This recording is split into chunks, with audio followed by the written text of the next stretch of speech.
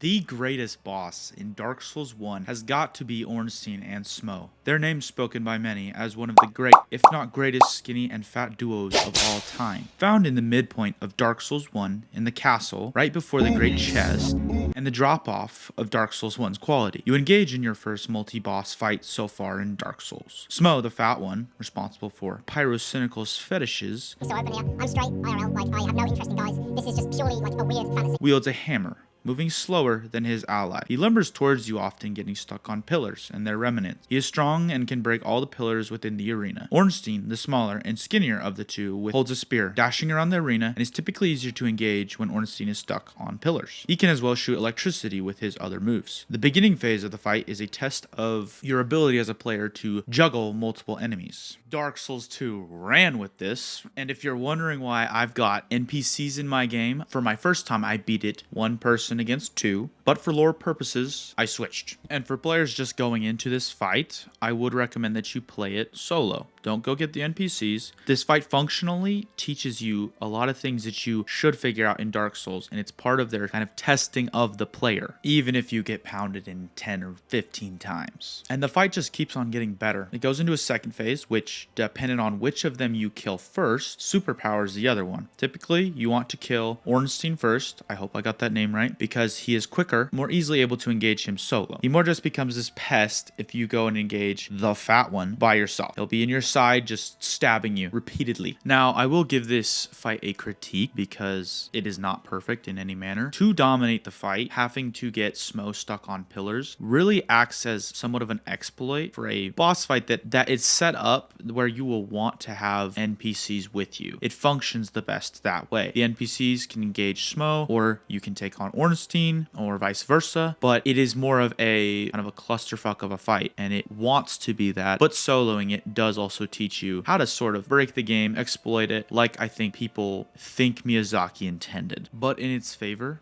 it does a great job at acting as a skill check for the midway point of the game. I won't say that the boss fights get harder necessarily after this. This is definitely, in my opinion, the hardest boss fight in Dark Souls 1, which goes to say something potentially about their planning with the game, and maybe better placing the skill checks throughout the game would have been, I think, more advantageous. Also, going to fix something that I said earlier. I stated that it is the first gank boss of Dark Souls 1. That's incorrect. The gargoyles actually are. However, the gargoyles act as more of a rush in order to kill the first one before the second one comes. And then in Dark Souls 2, you fight up to 5. Fuck that. But yeah, I just kind of wanted to get on here and talk a little bit about, I think, part of Dark Souls 1 and why I thought it was so great, and my favorite boss battle from it. I want to say that I did really like the Void Lurker in the DLC. He's pretty sweet. That's definitely something that I would critique though, because it seems like that's the only type of boss fight that we get now in Dark Souls games, or it's definitely a crutch on From Software's part.